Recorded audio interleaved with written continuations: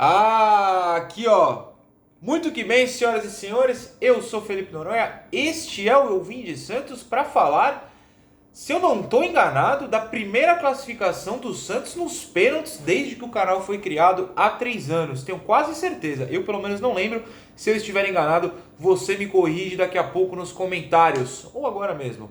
Corrigiu? Não? Vamos seguir o vídeo. Santos 0, Ferroviária 0, um dos piores jogos de futebol que eu já assisti na minha vida. Ninguém liga, porque os pênaltis foram divertidíssimos. Santos 5, Ferroviária 4 e o Santos está classificado para as oitavas de final da Copinha, na qual o Santos encarará o Fluminense, no famoso clássico do Natan, ou clássico do Ricardo Goulart, ou clássico, segundo o tuiteiro, do Real Madrid Carioca contra o Valência Paulista. E por mim tudo bem, gostaria de enfrentar o Fluminense, um adversário, pelo menos a gente consegue criar uma história aqui, né, já uma rivalidade maior. Se você não pegou a piada Real Madrid e Valência, o próprio Santos usou isso nas redes sociais, hein? Tem que estar de olho, tem que estar de olho. Muito bem, eu não sei se o jogo é domingo ou segunda-feira, Santos e Fluminense pelas oitavas. Vamos falar hoje de Santos e Ferroviária. O Santos jogou muito mal, a Ferroviária jogou muito mal, o jogo foi horroroso. Que jogo horrível, meu Deus do céu. Mas o Santos passou, os pênaltis foram de fato com alguma emoção. E o Diógenes pegou um pênalti dando um voleio. O Diógenes deu um voleio para pegar o pênalti de canhota. Que voleio maravilhoso. Né? Parabéns ao Diógenes pela linda defesa. Acaba sendo o grande destaque da partida. Se eu tenho falado sobre a copinha aqui, dos jogadores que se destacam, hoje eu vou falar do Diógenes, que salvou um lance no tempo normal, o principal da Ferroviária, que foi uma tentativa de chapéu, de cobertura meio nele num contra-ataque, e ele salvou. E nos pênaltis, de 10 cobrados, 9 entraram. Menos o que o Diógenes pegou de voleio. Foi uma defesa muito bonita. Às vezes o goleiro pega com o pé porque vai em cima ou já tá ali no pé. Não, ele estica a perna, ele vai dar o chute. Pega a câmera de trás, ele dá o chute na bola. Não pega em cheio, mas ele não é atacante. Ele precisava desviar a bola para fora do gol. Ela sobe, quica do lado e sai da direção do gol. Uma belíssima defesa.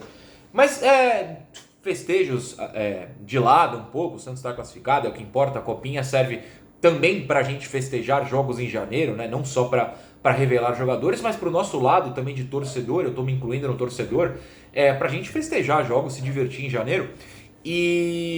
Mas o jogo foi muito ruim, então vamos explicar por que esse jogo foi muito ruim. Eu vou passar o pano, peguem o pano, peguem o Vejinha e vamos passar junto comigo. O jogo foi muito fraco, mas assim, a Ferroviária foi para os pênaltis contra o Nova Iguaçu anteontem, quarta-feira, e o Santos tirou o Chapadinha, por mais que tenha tirado o pé no segundo tempo, também anteontem, há 48 horas. Cansa, cara. O jogo termina a 46 horas do próximo, né? O jogo termina às 9h30. O Santos e a Ferroviária entraram 7h30 em campo. Cansa, cara. Eu fui nos 5 jogos que o Juventus... Os 4 jogos que o Juventus fez na Javari. Fui em jogos da Portuguesa Santista, que ficou aqui em São Paulo também. Fui no Ibrachina. Assisti jogos da Copinha. E sempre tem um corneta no estádio gritando: nossa, esse moleque não tem nem 20 anos e já tá com cãibra, gente. Eu sei que você acha, talvez você não ache, mas muita gente acha que não, porque aos 14 anos eu corria, eu brincava, eu tinha fôlego.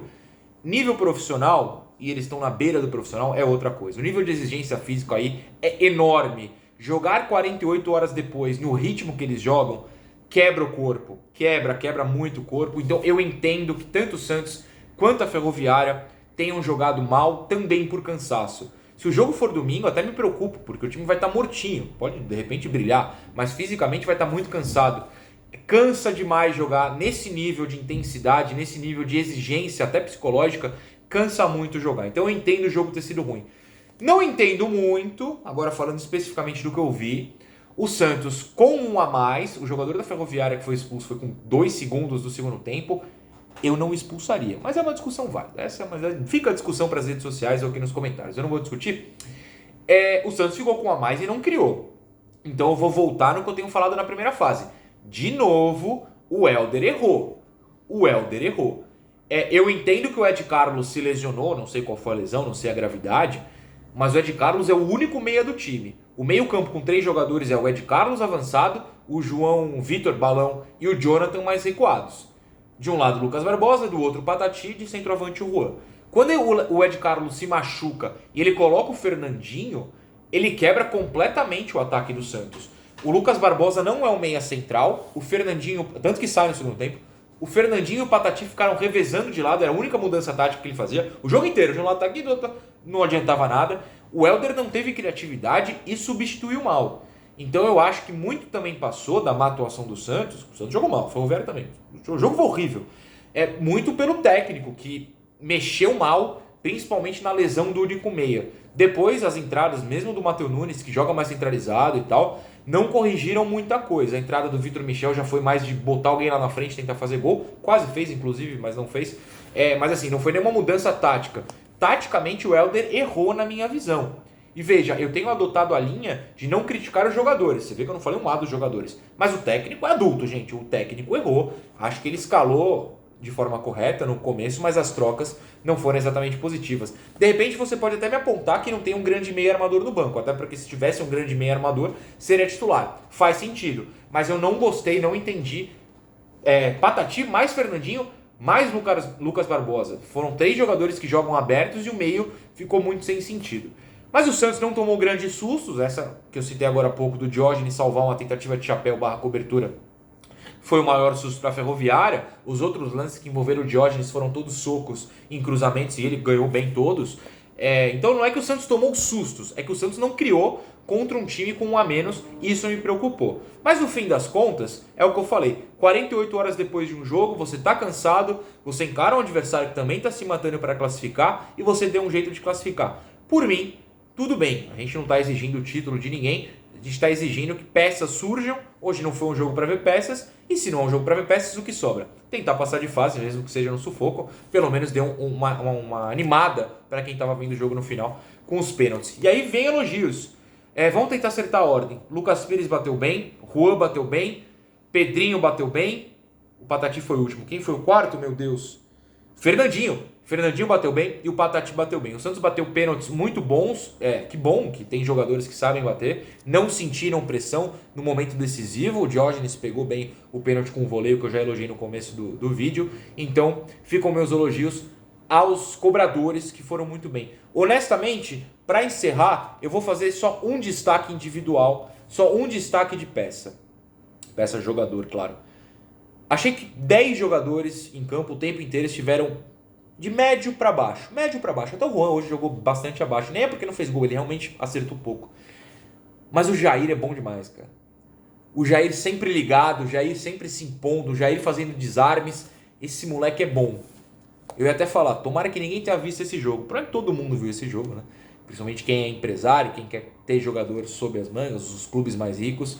Já tá todo mundo sabendo que o Jair é muito bom.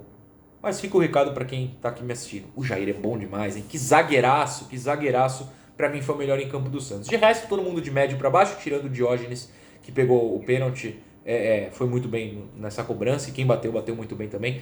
Não dá para fazer muitos elogios além disso. Mas tá tudo bem. Domingo ou segunda tem o jogo contra o Fluminense. Acho que hoje foi isso, é o que deu para fazer e passou. Tem time que joga mais e não passa. Deixa esses meninos continuarem a sonhar e nos divertir em janeiro, porque se o profissional só volta 26, enquanto os meninos derem a chance da gente sonhar, é divertido e a gente vai acompanhar e torcer muito. O engajamento do torcedor do Santos tá gigante com os meninos. Os 3 gols Denner, né, prêmio Denner da primeira fase, de golaço da rodada, na primeira, na segunda, na terceira, foram para jogadores do Santos. Na segunda fase não foi porque não foi golaço, hoje não vai ser também porque ninguém fez gol. Mas o torcedor está acompanhando, o torcedor está dando força para esses meninos e que siga assim. Então, nos vemos contra o Fluminense nas oitavas de final. O Flu é bom, o Flu tem um bom time, eu assisti 2 partidas que eles fizeram já.